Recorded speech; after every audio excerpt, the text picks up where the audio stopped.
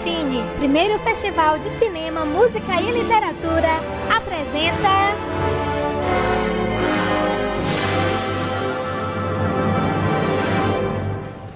Bom dia a todos, né? Bom dia. Aqui. Agradeço muito de público o convite da professora Mônica Amorim, da professora Socorro Batista, pelo convite para estar aqui proferindo essa pequena palestra, não é uma coisa demais. E agradecendo também à UESP, já que eu sou o egresso da UESP, eu sou filho da casa, então nada mais justo do que quando ela necessita eu esteja aqui para auxiliá-la, já que tudo que eu sou na vida hoje devo a esses corredores, ao aprendizado que eu tive aqui. Não é um filho pródigo não, mas... Tá certo? Mas hoje, quando eu fui convidado, a professora Mônica me convidou, ela disse: você vai falar de quê? Eu disse: de literatura. De pronto, já que é o que eu estou estudando atualmente. E aproveitando que nós estamos em novembro, né, no mês da consciência negra, trazer um pouquinho da negritude para esse evento. E na verdade porque a minha pesquisa atual é essa daqui que eu coloquei aqui, por isso que eu não vou disponibilizar nada escrito para vocês, quem sabe um pouco do PowerPoint, tá? Porque essa é a minha pesquisa corrente do mestrado. Então, como eu estou ainda pesquisando, ela está inconclusa e é preciso que a gente tenha um pouco de cuidado e para ela não se tornar divulgada demais, às vezes, ou toda. É tanto que eu não vou tocar em tudo, eu vou só falar de algumas coisas, que é para também não dar o pulo do gato de algumas coisas. E o título do meu trabalho vai ser isso aí, da minha dissertação de mestrado vai ser essa daí: a reconstrução identitária afro-americana na escritura de Narrative of the Life of Frederick Douglass, an American Slave written by himself. É uma obra autobiográfica, quer dizer, pode passar, por favor. Esse é o nosso autor em questão, Frederick Douglass. Tá? Eu vou falar um pouquinho da biografia dele, porque apesar de ele ser bastante conhecido nos Estados Unidos, e ele é muito conhecido realmente, ele se tornou canon. Ele é um autor que é estudado nas escolas americanas, e por incrível que pareça, não é de hoje, há muitos anos. Eu, quando estava aqui, eu não ouvi falar dele nas nossas literaturas americanas, por exemplo, porque não era o programa, não era a matriz curricular colocar os afrodescendentes, os afro-americanos, sendo que nos Estados Unidos ele já é bastante conhecido. Se você colocar o nome dele no Google, você vai achar N trabalhos feitos nos Estados Unidos, ou quase tudo que se refere à escravidão, ou escravizado, ou narrativas escravas, vai achar o nome dele. Ele é um grande expoente, na verdade, nos Estados Unidos. Então essa foi outra proposta de trazer. Eu conheci através do professor Hélio Ferreira, quando eu fazia a especialização aqui, e eu vi o professor Hélio Ferreira com esse livretinho, é um livrinho assim, dele, e aí eu me interessei, tirei a cópia ali, e aí eu disse para o professor Hélio: professor, eu vou trabalhar ele na minha conclusão.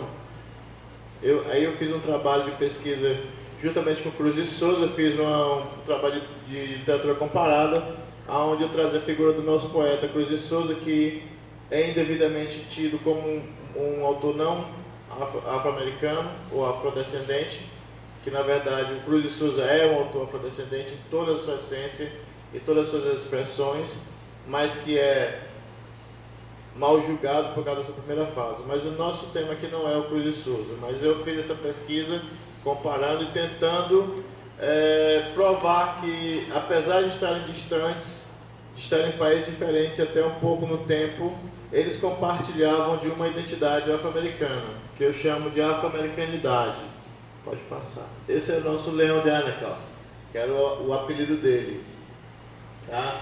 Então, a pequena 1818 é a data provável do nascimento dele, tá? Mas a de morte é conhecida, foi 1895. Então vocês veem que ele viveu bastante. Aquela foto dele já quando ele já está bem no seu final, já está bem realmente chegando ao tempo da sua morte. Então, ele viveu bastante, realmente ele viveu quase 100 anos, né? 1818 a 1080 e poucos anos, né? Ele nasceu Se diz que ele nasceu em 1818, por quê? Porque como ele nasceu escravo, e aos escravos, desculpa, eu vou usar um termo que é mais correto, seria escravizado, porque ninguém é escravo porque quer, mas você se torna escravo, você é escravizado. Por ter nascido escravizado, e era uma prática comum dos Estados Unidos nessa época, dos 1800, e também aqui no Brasil e em muitos outros lugares, pelas minhas pesquisas, o escravo ele não tinha direito a saber quando foi que nasceu, ou de datas ou coisas assim. Eles sabiam se colocar no tempo através de analogias. Esse é o tempo da colheita disso, o tempo da colheita daquilo. Então eles tinham essa noção de tempo não exato, eles não tinham datas. A eles era negado como uma forma de coisificar mesmo, de reificá-los, de torná-los coisas. Então até isso já era negado desde o início já. Ele diz no livro que ele tem uma vaga ideia, que é uma coisa que não se comenta, que ele também não teria abertura para perguntar exatamente quando é que ele nasceu. Tá bom? Ele nasceu em Tuckahoe, que é um condado de Hillsborough, né?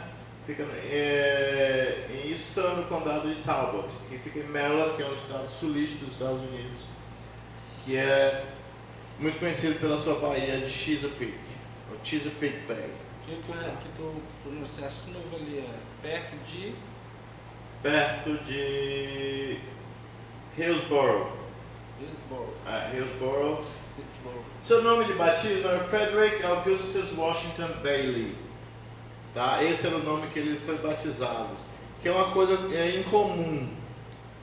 Há muitas vezes, por exemplo, aqui no Brasil, os escravizados tomavam um apelido que eles chamavam do seu senhor. Mas ele tinha esse nomezinho aí. Vou passar? Por favor. Pode passar. Mas depois que ele mudou para o norte, porque na verdade ele foge para o norte. E lá no norte, porque existia uma lei que diz o seguinte: se você fosse ao norte, como não existia a escravização, você estava livre. Porém, você poderia ser recapturado e reconduzido ao sul, onde você seria reescravizado novamente. Aí no caso é filho do capitão do mar, né? Às vezes através de caçador de recompensa, porque eram colocados recompensas. Então ele trocou de nome, ele trocou de Washington Augustus Bailey para Frederick Douglass, com 2 S's mesmo, dizendo para enfatizar realmente a sua condição. Tá? Ele é filho de Harriet Bailey, e no livro é muito triste porque ele discorre que ele teve muito pouco contato com a mãe, porque era comum, quando a criança nascia, com menos de 1 ano, ela ser apartada da mãe. A mãe era mandada trabalhar em outro lugar, em outra fazenda distante, e a criança era cuidada por uma velha, ou uma avó, ou alguém, alguma escravizada que já não servia mais para o trabalho de campo, então ficava a cargo de criar essas crianças, tomar de conta das crianças. Então ele diz que o afeto, o sentimento, toda a conexão materna entre mãe e filho, ele não teve isso com a mãe, porque ele viu a mãe poucas vezes à noite, que ela caminhava cerca de, acho que era 6 léguas, uma coisa assim, para vê-lo à noite, depois de um dia inteiro de trabalho, e era escondido, e em seguida, muito pouco tempo, com 6 ou 7 anos, a mãe dele morre. É tanto que ele descreve também no livro que quando a mãe morre, ele não sente absolutamente nada, porque para ele ela não era nada, já que eles não mantiveram nenhum contato, não estabeleceram nenhum laço.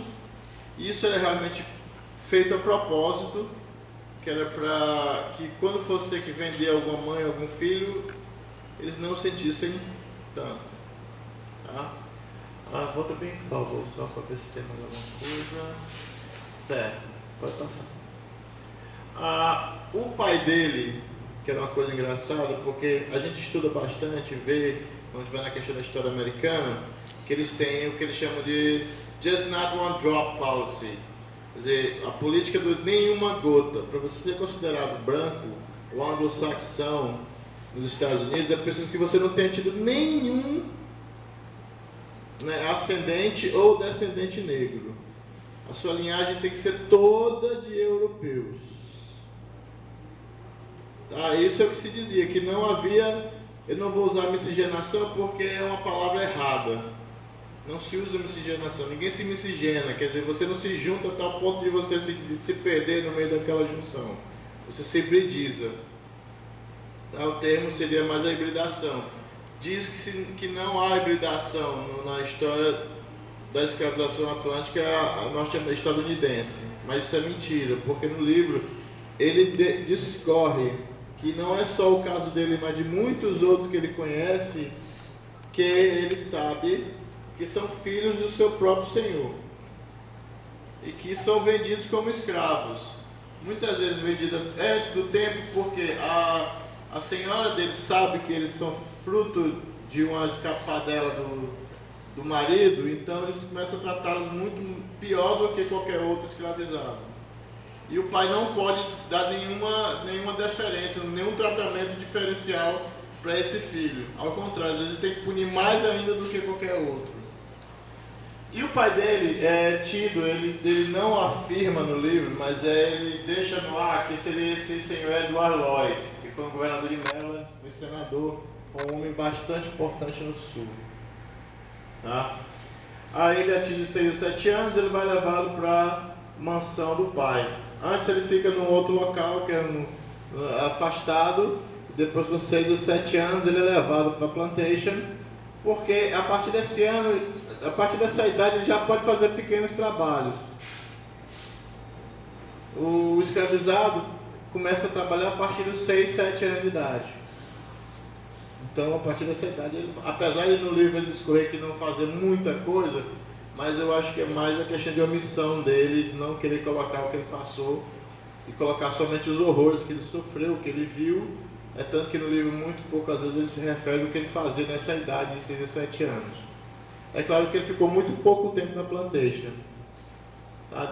Pode passar. Porque depois ele foi para a casa desse senhor, do irmão do Thomas Hall, que é o Hugh Lord, e a esposa Sophie. Lá ela começa, ele mesmo descreve no livro que ela é uma pessoa de bom grado, que ela se sente bem, porque também descreve o terror e o mal-estar que o escravizado sente na presença de um branco.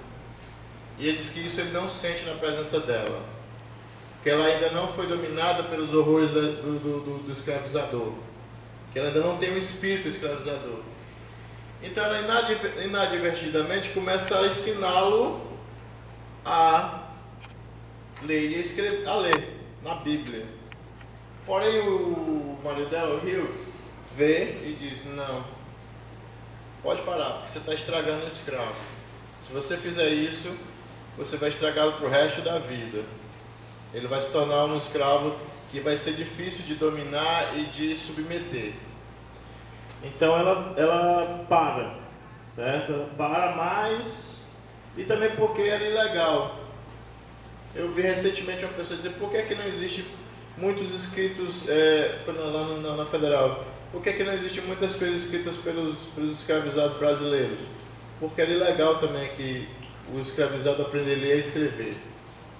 A única exceção, algumas poucas você tem, por exemplo, a Esperança Garcia, que é uma escravizada da fazenda de algodões, que o Luiz Motti, que é o professor da Universidade Federal da Bahia, por acaso achou uma carta dela se queixando dos maus tratos e que ela foi separada do marido e tal. Inclusive essa carta depois virou motivo para que 6 de setembro fosse tido como o nosso dia da consciência negra, dia 6 de setembro, foi uma lei estadual.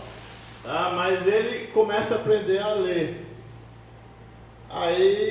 Mas só que avisado pelo marido, a esposa para. Só que ele já tinha pegado o gosto. Aí ele vai, por conta própria, tentar aprender. Ele disse que na casa, como tinha muito pão, ele comprava com o pão, essa questão da leitura. Ele, nas horas vagas, estava lendo, e disse que ela ficou agora. Aí sim, ela apareceu o espírito escravizador na Sophie. Porque aí ela começa a vigiar de uma maneira que qualquer motivo que ele esteja com o jornal ou que ele esteja sozinho, ela está sempre atrás dele porque acha que ele está lendo. Aí ele economiza um dinheirinho e compra um livro chamado The Columbia Orator. Seria um livro que tem vários discursos, e é daí que ele tem a sua oratória, porque depois ele vai virar um orador contra a escravidão, vai virar abolicionista, e aí mais na frente a gente vê isso. Tá? Conhece Anna Murray, depois ele aprende a profissão de calafetador, então ele vira um escravo de ganho, que é como a gente chama aqui no Brasil, um escravo de ofício ou um escravo de ganho. O que seria o escravizado de ofício e o escravizado de ganho? Era aquele escravizado que ele sabia uma profissão, como pedreiro, como ferreiro, né, como carpinteiro, e ele se tornou calafetador, porque ele morava num local onde existiam muitas indústrias de barco. E ele trabalhava nesse estaleiro, e funcionava assim: o escravo de ganho, para o seu senhor não ter dor de cabeça com ele, dizia: olha, por semana você tem que me dar tanto, o que passar é seu. Até porque com isso ele se desobrigava de dar abrigo, de dar roupa, de dar comida, de dar qualquer outra coisa para o escravizado. O escravizado é quem ficava por sua conta. Mas toda semana ele tinha que dar aquela cota para ele. É isso que ele faz com o Herold, né? Depois que ele volta. Nesse inteirinho ele conhece a Anna Murray, que é uma liberta. Ela é analfabeta, ela é 5 anos mais velha do que ele. Tá? E os dois se casam. E ele foge, se passando por marinheiro, já que ele conhecia bastante o jargão, os hábitos dos marinheiros, ele consegue fugir se passando por um marinheiro. E ele decide ir para New Bedford, Massachusetts, tá? Onde começa uma nova família. É onde ele começa a sua nova vida, New Bedford. Tá? Pode passar. Aí ele começa a assistir as palestras abolicionistas. E aí, um certo dia, o livro começa com um prefácio falando sobre as qualidades, as habilidades oratórias dele.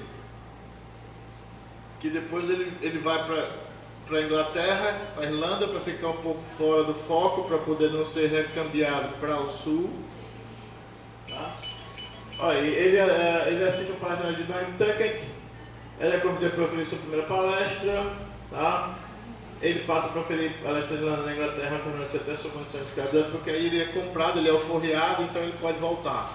Porque depois disso ele fica na Berlinda, e para evitar que ele seja reescravizado, ele é mandado para a Irlanda, passa um tempo na Irlanda, aí depois que ele é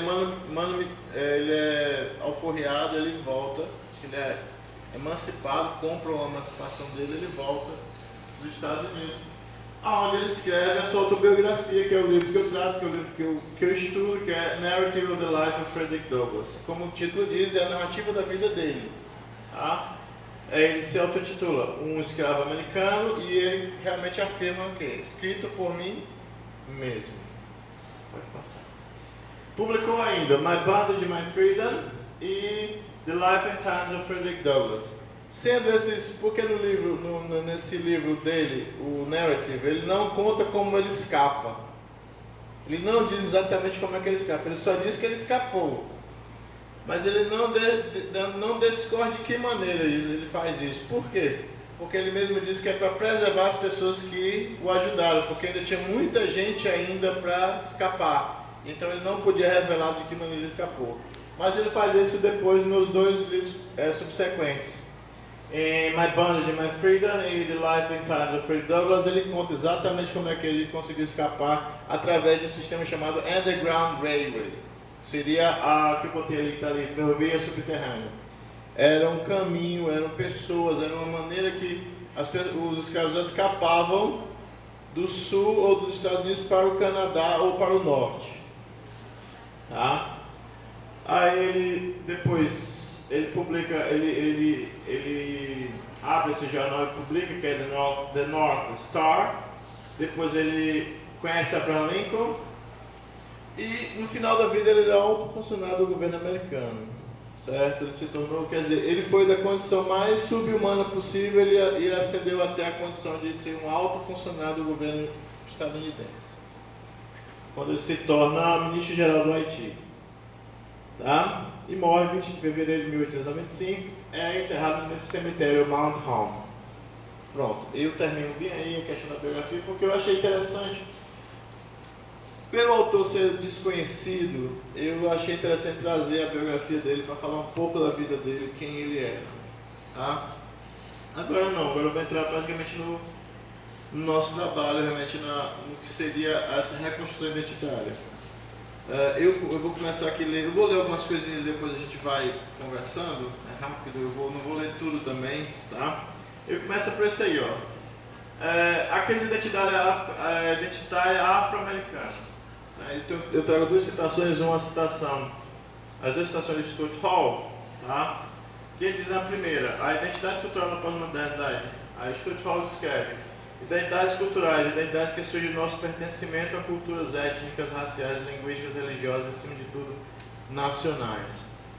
E a outra diz, no livro dele, no mesmo livro, que é aquele livro, Identidade Cultural da Pós-Modernidade, que é um livro interessante para quem quer iniciar pesquisa em narrativas pós-coloniais em estudos culturais. Qual é o nome?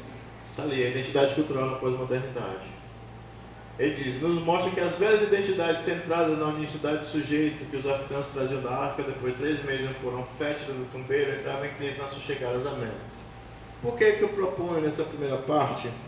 Eu vou dizer que esse, por exemplo, o nosso trabalho apresentará 3 tópicos referentes ao escritor afro-americano Frederick Douglass e seu romance autobiográfico Narrative of the Life of Frederick Douglass, an American Slave Written by Himself.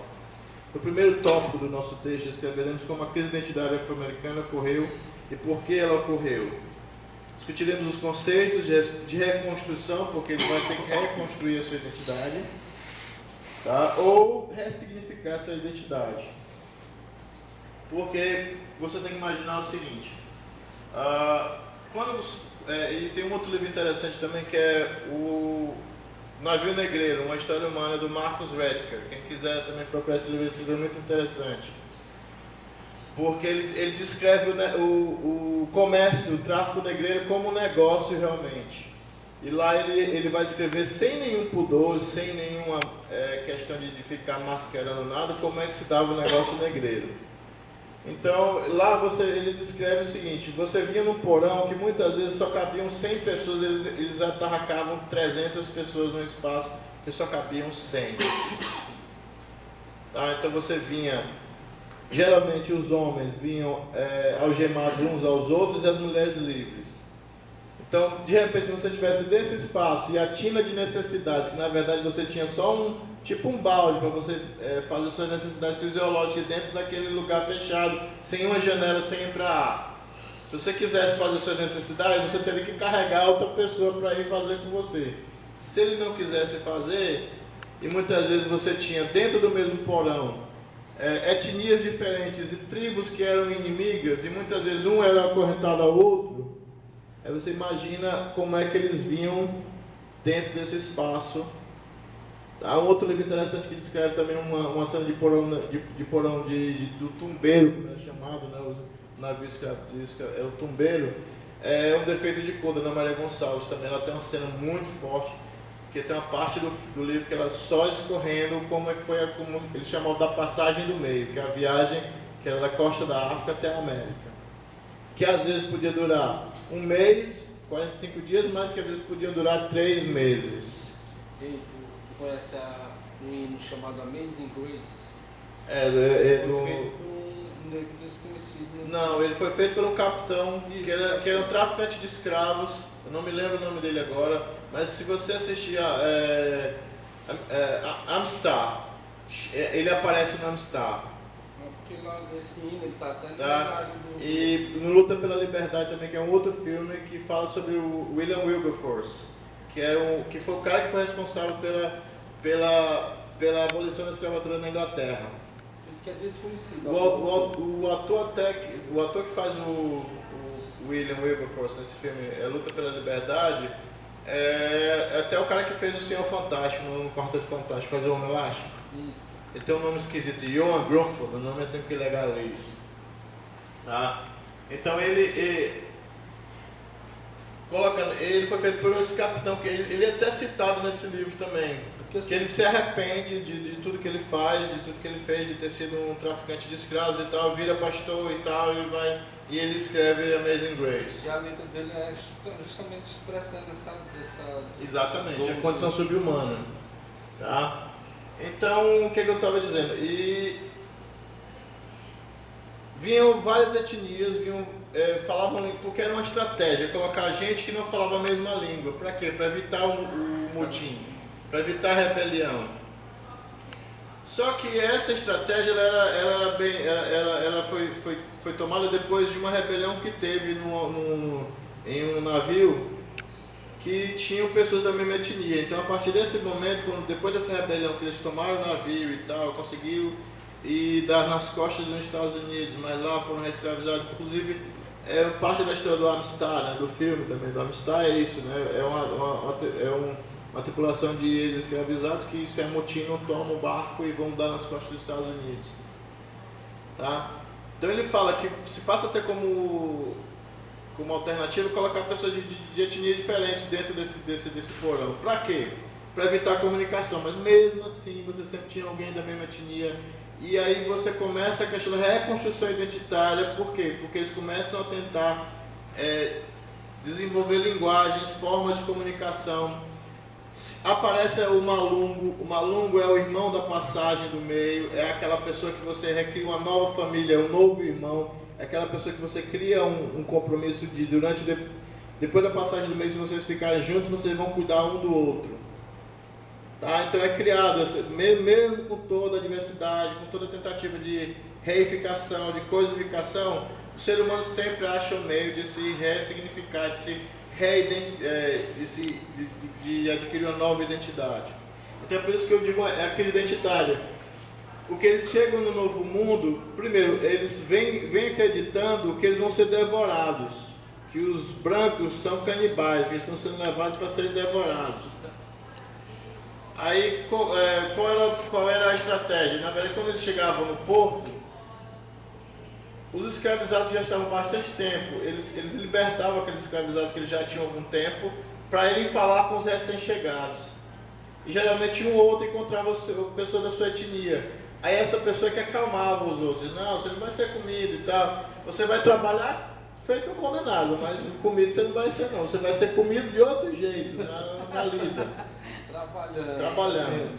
Mas não vai ser antropofagicamente realmente deglutido. Ainda hoje é assim, né? Tá? Então, é por isso que eu falo de crise identitária, porque eles chegam aqui sem saber mais quem são.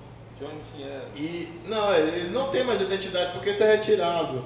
Eles têm que inventar uma nova. Então, é por isso, por exemplo, vou dar um exemplo. Candomblé brasileiro. O candomblé brasileiro é uma configuração de orixás que só existe no Brasil. Não vou dizer que os orixás que tem aqui no Brasil não existem na África. Existem na África, só que são dispersos. São de etnias diferentes.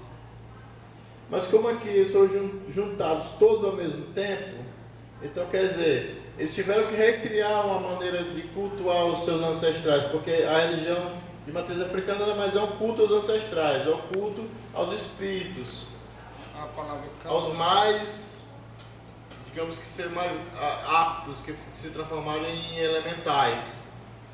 Então aqui foi que eles foram juntados e foi criado o candomblé com essa questão. Porque você encontra Xangô, você encontra Ogum, você encontra Yansan, você encontra Nanã, você encontra todos os orixás na África. Só que eles estão separados. Aqui eles são juntos. Só aqui no Brasil. Aí você também tem a capoeira, também, que é outra, que são lutas que vieram também. Você tem a luta da zebra, a luta da gazela e outros tipos de luta que se viram como a base para a capoeira, que é brasileira, que só existe aqui também no Brasil. Desenvolveu os escravos brasileiros. Né? Então eles têm que, depois dessa crise, eles têm que reinventar a sua identidade, a sua cultura. Por quê? Porque eles começam a tocar, várias culturas se tocam e aí com esse toque cultural que você vai recriar novas culturas. É o que o Glissant chama de quê? De uma cultura atávica, de várias culturas atávicas que se encontram, que são culturas puras, que poderia colocar assim, não é uma cultura pura, mas seria mais ou menos isso, se juntam para formar culturas compósitas, que são culturas agora híbridas. Essa é uma das nossas grandes características do continente americanas. Nós somos bastante híbridos. Estou concedido. Pode passar. Não miscigenar. Aí faz refletir como a nova identidade deve ser reconstruída por um processo de escravização e seu deslocamento forçado para um local desconhecido, sendo forçado a reconquistar sua liberdade física e psicológica, indicando a possível crise de identidade dos africanos. Então é isso. Você é trazido à força, Você não quer vir, aqui você vai ter que suportar todas as humilhações, privações e desgastes sub-humanos que você possa imaginar. Eu acho que é só um paliativo. As cotas teriam que ser parte de ações afirmativas maiores. É uma ação que deveria levar a outra e a outra e a outra, mas não só em si mesma, porque aí você somente exclui mais do que você inclui. Discrimina mais. Você entra e a pessoa diz, entrou por causa das cotas, né, negão? Aí você fica assim. Quer dizer, foi feito nos Estados Unidos, mas foi por um tempo determinado. Foi feita essa questão do sistema de cotas por um tempo determinado. Às vezes o que eu combato, o que eu não concordo bastante, é que isso fique ad infinitum, que fique para todo sempre. Tem que ser uma ação que leva a uma outra, que seja para uma outra ação, que aí sim você vai dar condições de igual para todo mundo, vai dar, por exemplo, atacar a questão da educação básica, que muitos povos quilombolas e muitos povos de origem que não tem, você tem que dar educação fundamental boa, educação de ensino médio boa, excelente para aquela pessoa, e ele vai poder competir de igual para igual, você precisava. Mesmo porque se ele não tiver a cota de educação básica, ele vai entrar e não vai... Tá? Então é uma luta muito grande dessa questão hoje mesmo minha esposa está dizendo, muitos negros são racistas. Eu digo, não somos racistas, o que acontece é que você nunca quer ficar do lado que perdeu a história. Você não quer ser o perdedor. Então é por isso que tem muito negro que não se identifica, que não se diz que é negro, porque ele ainda não entendeu que é pela sua auto-identificação, por ele se dizer, eu sou negro, eu sou bonito, eu sou uma pessoa tão boa ou melhor que qualquer outra, que vai haver essa revolução. Não é eu me encolher, eu sei que são 400 anos de escravização, foi 400 anos de ideologia, 400 anos de pensamento para transformar a pessoa mente, quebrar psicologicamente essa pessoa, mas é por aí. Tá? Por isso que eu coloquei a questão psicológica. Que muitas vezes você não tinha violência física, mas você tinha violência psicológica. O livro é muito claro isso. Ele diz o seguinte, ao negro não é permitido errar nunca. Ele não sabe nunca como agradar o seu Senhor. Porque às vezes ele faz uma coisa certa e chega, isso aqui está errado, isso aqui está errado. E qualquer coisa é motivo para ser punido. Qualquer coisa é motivo para ser punido. Então você vive num estado de tensão nervosa sempre. Por quê? E você não pode olhar o seu Senhor nos olhos, você tem sempre que estar com a cabeça baixa. Essa é outra também, a questão da submissão, que muita gente diz que os negros são submissos, mas isso é muito forte. Você foi obrigado durante muito tempo a olhar para baixo. E para a mulher ainda era mais difícil ainda. Essa mulher negra. Aí você vai para outros fatores. Quais são os outros fatores? Por exemplo, é uma coisa terrível, mas eu vou ter que falar isso aqui. Uma negrinha de 13, 14 anos, a primeira vez dela era do Senhor dela. Ela era abusada e aí a patroa ainda vem, arrancava o dedo. No Defeito de Cor da Maria Gonçalves, tem uma parte que a Hindi, que é a Luísa Maim, que é dita que seja a Luísa Maim, que é a mãe do Luiz Gama, né, o nosso poeta Luiz Gama, que diz que é a história da vida dela, esse livro. Ela conta que quando ela atingiu 13, 14 anos, o senhor dela tentou 2 vezes estuprá-la. Quer dizer, uma vez. Na primeira vez, o noivo dela, que ela estava noiva, e a senhora queria que ela casasse para poder não acontecer isso. Mas ele, mesmo antes dela casar, ele tenta estuprá-la, só que acontece que o noivo salva ela dessa primeira vez. Só que ele é capturado e tudo, e como ele é um negro, ele tem que sofrer as consequências porque ele atacou um branco. Então ela descreve uma cena muito forte, na qual o noivo é estuprado também, e é castrado, ela diz, tem as genitálias cortadas fora. E assiste ela sendo estuprada. Tá? É uma cena muito forte, que ela não maqueia, ela diz que foi assim. E tem outra história também da Veridiana, que engravida do Senhor, que porque ela tinha os olhos verdes, muito bonitos, a senhora arranca os olhos dela.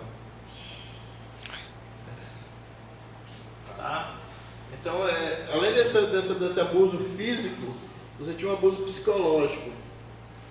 Porque teve uma época aqui no Brasil, e nos Estados Unidos é diferente um pouquinho. O número de negros não era tão grande quanto o de brancos.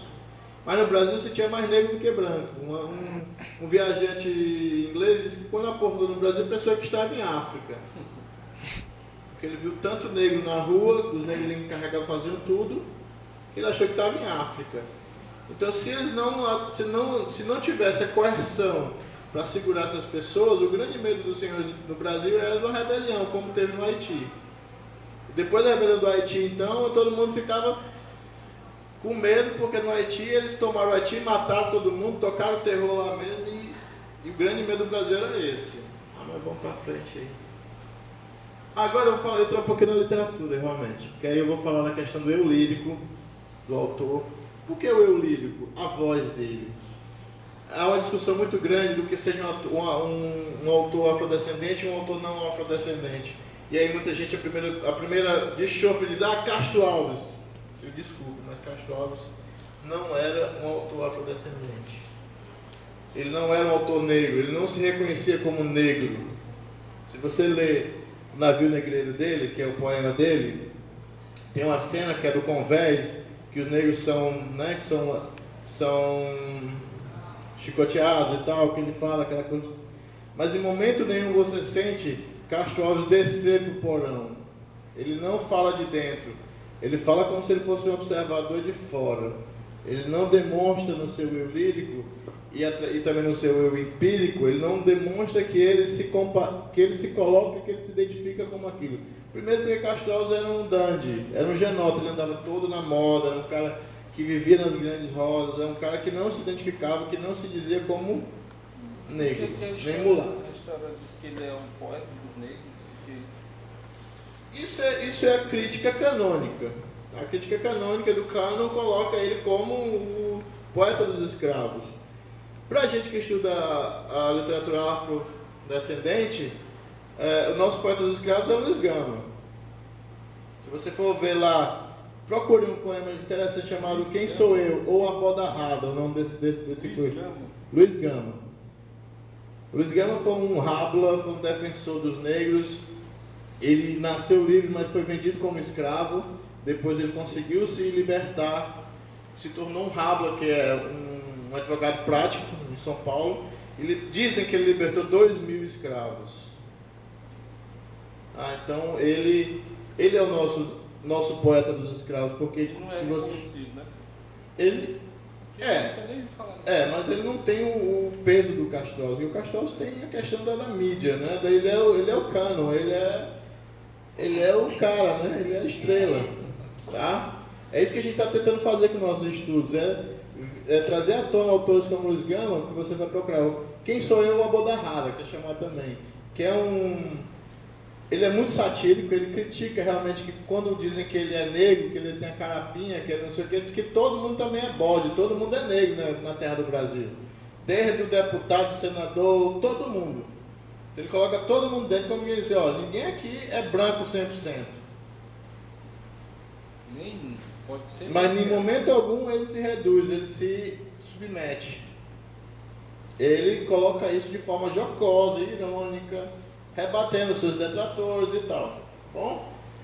Tem esse livrinho também que é interessante, As Almas da Gente Negra, do W. Du Bois. Né? Ele pergunta nesse livro, a América seria a América sem o seu povo negro? Tá? Por quê? Porque ele coloca lá que se a América tem a cultura, a arte, a música que tem hoje em dia, deve aos africanos. A ninguém mais. Bob Marley. Tá? Então, se não fosse nós, os africanos, nossa música seria até boazinha, como você vê algumas músicas americanas, mas sem graça. Sem a dança, sem as artes, sem a... Ele diz, certamente, não, é para o professor Hélio Ferreira, que eu cito ele no meu trabalho, eu cito ele bastante no meu trabalho, porque ele é uma fonte interessante.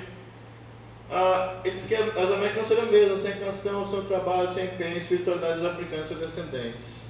Está lá, ele fala numa parte do livro do Glass que muita gente acha lindo quando um africano cantava lá na plantation, que era lindo e tal, mas que ele diz que nunca sentia tanta angústia quando lembrava dessas canções, porque quanto mais o negro cantava, mais triste ele estava. E a questão da estrutura oral, você canta e responde. Um cantava no lado, outro respondia, que se vem do navio negreiro também. Que às vezes combinavam revoltas assim, cantando. Um cantava, o outro respondia, aí para poder fazer. Então, essa é a estrutura da narrativa oral africana. Os maiores talentos da música americana são negros. Vamos ver, rock. Quem foi que inventou o rock and roll? Foi negro. Foi negro, foi os negros. O blues, foi os negros. Né? O soul, os negros. O rap, os negros. Se você for atrás de muitas músicas são... E os que tem as melhores vozes, mas a maioria é negro também, é americano. Ah, o jazz, que é uma música cultuadíssima nos Estados Unidos, o jazz é africano. Tá? Isso fica bem claro na obra dele, porque é uma obra autobiográfica, baseada na oralidade africana, na memória pessoal. Isso é bastante comum no gênero que eu estudo, que é as narrativas escravas. Ele é baseado muito na memória. Memória pessoal ou memória coletiva. Tá? É claro que é uma autobiografia, mas ela não é verdadeira toda. O que a gente entra na questão da literatura é que a literatura nunca é verdade completamente. Literatura é ficção, por mais autobiográfico que seja. Tem algumas coisas que eu notei também. Tem um outro livro também interessante, Incidents of a Slave Girl, da Hera Jacobs, que é ela mesma, ele também, eles têm pudores de dizer o nome das pessoas e denunciar abertamente as pessoas. Então, em muitas situações é possível que ele também tenha ficcionado, né? Que ele tenha inventado. Porque a verdade, a literatura também é a partir da imaginação. Só mas algumas coisas feitas na literatura foi baseado em algo que aconteceu mesmo, né?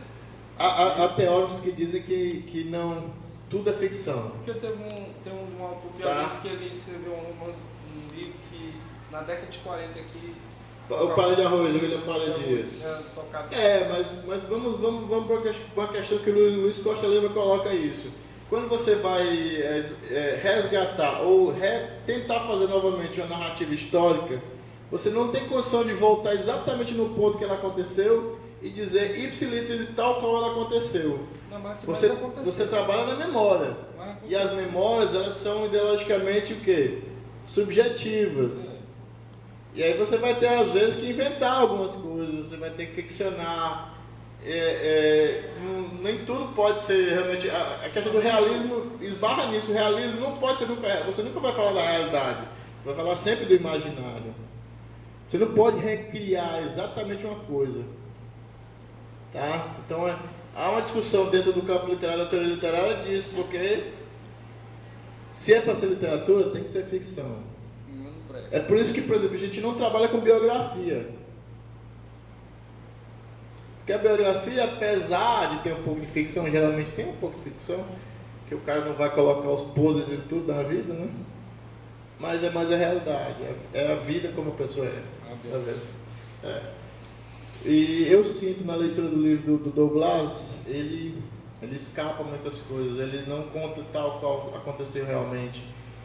Ele suaviza as coisas, porque lembra, ele publicou a época que ainda a escravidão ainda estava em vigor.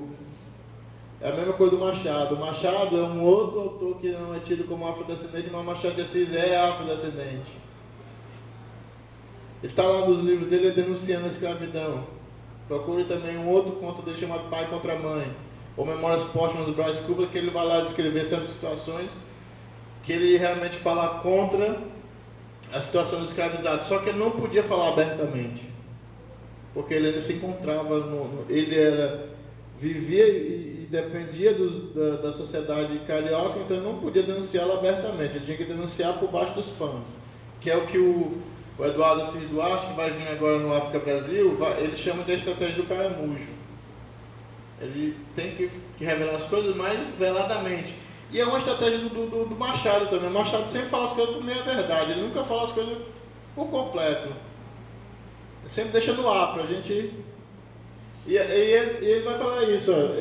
É uma construção coletiva do autor, que vai resultar nessa construção da identidade negra, principalmente na sua escritura, na sua narrativa.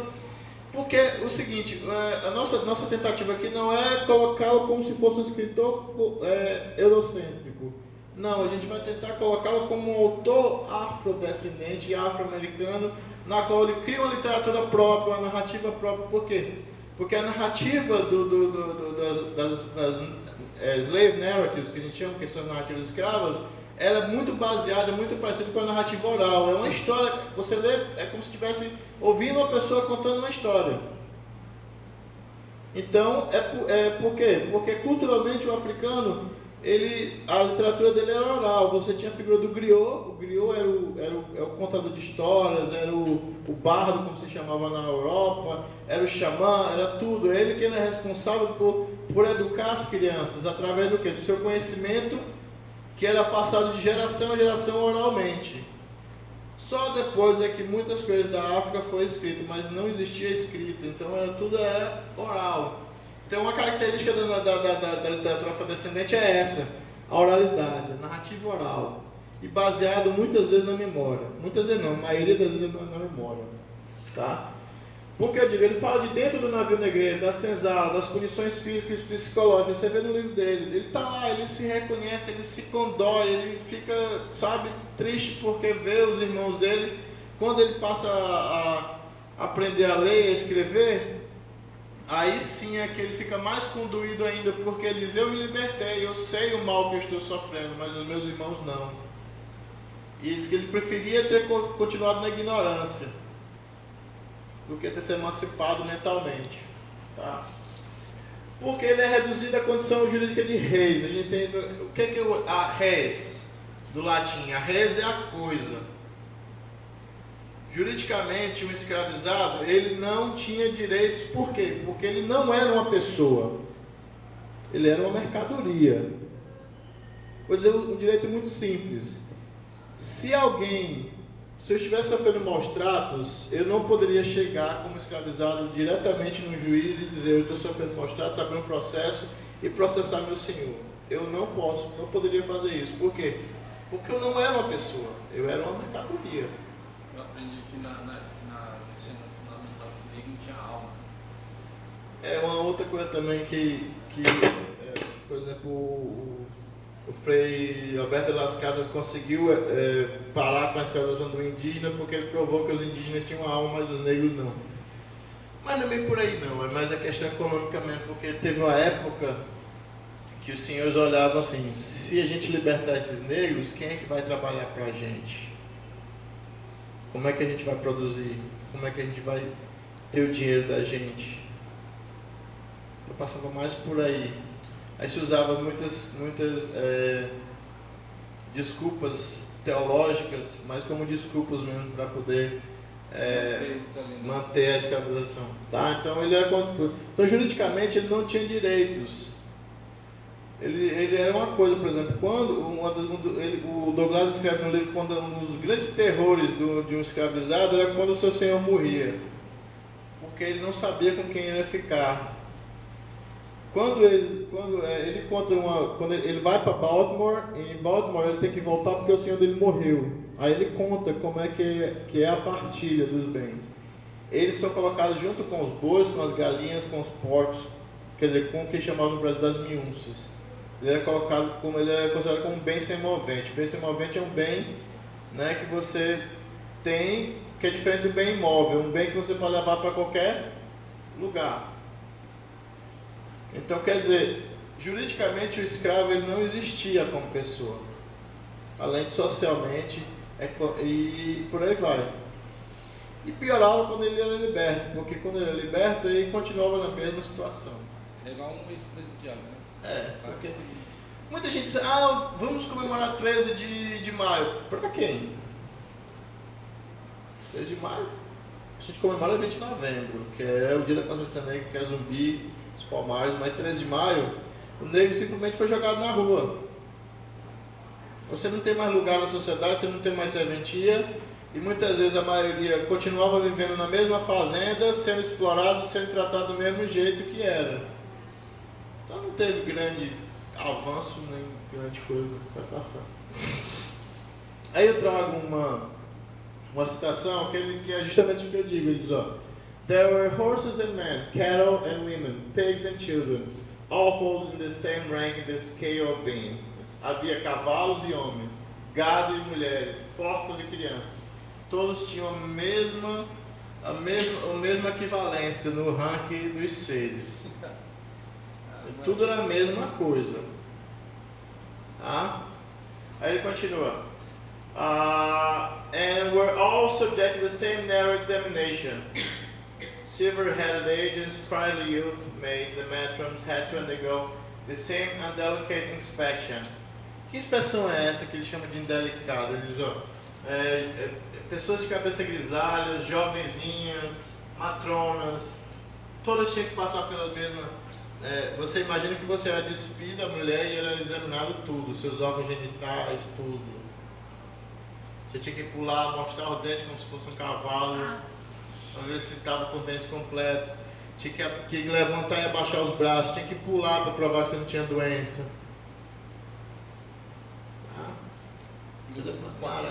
Maravilhoso, né? Quando eu fui pro quarto, eu pensei. At this moment, I saw more clearly than ever the brutalizing effects of slavery upon both slave and slaveholder. Nesse momento ele vê mais claramente, na opinião dele, o efeito brutalizante, tá? Tanto que ocorre tanto com o escravo como com quem escraviza. Porém, a identidade literária afro-americana está na forma do relato memorial de suas aventuras e desventuras, dos seus sucessos e seus malogros, pois devido às histórias contadas por seus antepassados, quem escreve dispõe de um amplo arsenal de histórias orais, que serão agora cristalizadas e por vezes transmutadas no papel. Nessa nova identidade composta, há uma prevalência da hibridização. Aí, no caso, a hibridização é um termo que o Baba usa, certo? O outro faz parte da minha pesquisa ainda, essa coisa que eu vou desenvolver ainda. Tá? Professor, me explica aí qual seria a diferença de hibridização para miscigenação.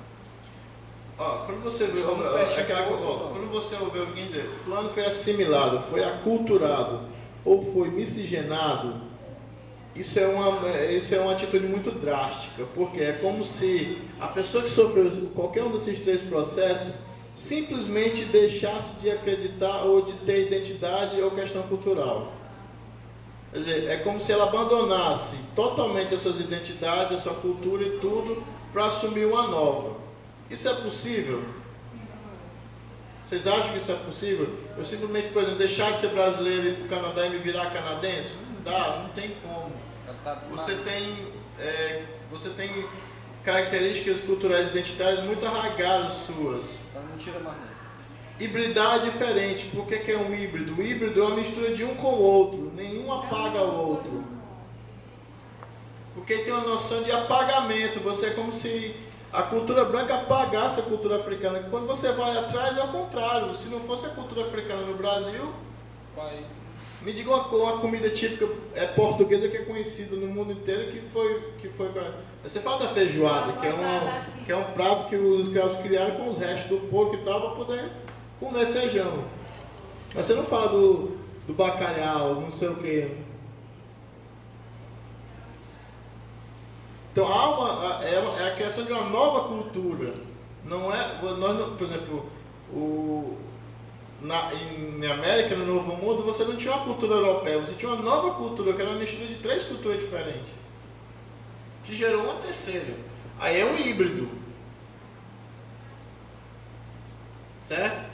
Então por isso que a gente fala de hibridação, a gente não fala de miscigenação, porque é uma ideia muito, digamos, muito radical, é como se o colonizador apagasse completamente o outro. Não tem como, não existe isso. Tá? Pode passar.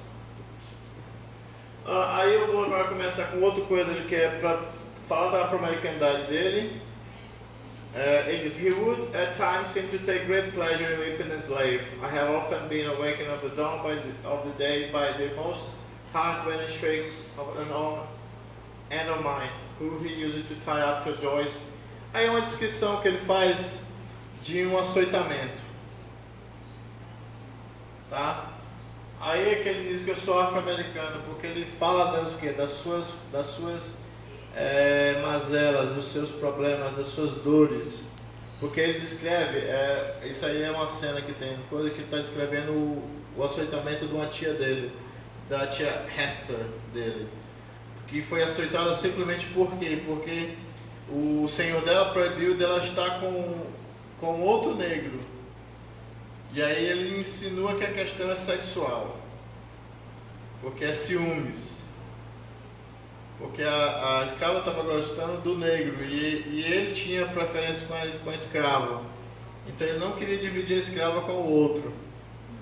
E ele pegou os dois juntos e por causa disso aqui ela vai sofrer ele vai mais longe, ele diz que ele bate nela tanto que não tem nem pena, quanto mais ela pega, mais ele bate até o sangue jorrar e escorrer. E ele diz que essa é a cena que ele entra no inferno da escravidão, foi quando ele vê essa cena, que é a primeira vez que ele vê alguém sendo açoitado. Depois ele descreve também outras cenas em qual ele é açoitado também.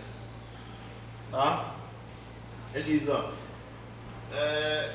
porque ele atou no pelourinho e açoitou nas suas costas nuas até que literalmente estivesse coberto de sangue.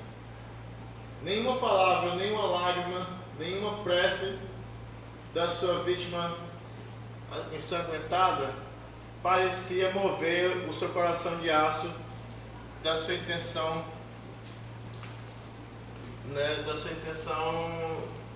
sangrenta. Quer dizer, não adiantava, ela podia fazer o que quisesse, ele não ia parar. Então ele descreve isso por quê? Porque é aí que ele se vê como o quê? Como um afro-americano escravizado. É a partir daí que ele se reconhece. É a mesma coisa que o Du Bois fala nas Almas da Gente Negra. Ele descobre que é um negro no dia que ele quer trocar um cartão com a menina branca, e a menina branca não aceita o cartão dele porque diz que ele é negro. Aí ele vê que apesar do sol azul dos Estados Unidos e tudo, ele não era um cidadão americano. Ele não pertencia nem aos Estados Unidos, nem à África. Aí é difícil. Tá? Sem É que o professor não gosta, mas eu tenho professor que não gosta, mas é o termo que o Baba usa, que é in between, que a gente traduz como sendo entre lugar. Você não pertence a um lugar nem a outro. É jogar. E quem sofre mais ainda com isso são os mulatos. Os mulatos são os que mais sofrem. Então, o trecho selecionado demonstra a brutalidade da escravidão, patentemente apresentado pelo uso excessivo da palavra sangue, que eu já falei, da citação do Douglas ao texto biográfico, que tudo demonstra abertamente suas ideias. Ele vai abertamente falar disso, tá? Mas mesmo assim com muito cuidado. Ele denuncia, mas não é aquela denúncia tão, assim, digamos, escancarada. Denuncia, porque ele descreve a cena e deixa você julgar a cena. Tá? Ele não dá uma opinião, digamos, uma opinião subjetiva, a opinião dele. Ele descreve a cena e deixa você julgar. Já que ele conta muito forte e vertente a memória oral, coletiva e pessoal na construção identitária. Pode passar. Aí, tanto Douglas quanto qualquer outro escritor negro estadunidense utiliza o que Brookshaw, que é num livro dele chamado A Cor e a Raça, David Brookshaw, que ele chama de o escritor negro e suas opções. Quais são elas? Ele pode escrever tal qual um europeu. Ele pode escrever usando as suas experiências, a sua linguagem e a sua afro-americanidade, mas não revelá-la, não deixar ela tão explícita, ou ele pode escrever explicitamente como faz Douglas. Tá? O Douglas ele é explícito. Machado não, Machado usa das meias verdades, por exemplo. É um escritor afrodescendente, um escritor negro que usa das meias verdades. Usa da sua malícia, do seu conhecimento linguístico muito elaborado, muito rebuscado, para poder fazer o quê? Para poder deixar nas entrelinhas as coisas. Ele é mais objetivo, até pela questão de como ele foi educado. Primeiro ele aprendeu a ler sozinho, depois ele aprendeu a escrever desafiando os meninos brancos para escrever no chão.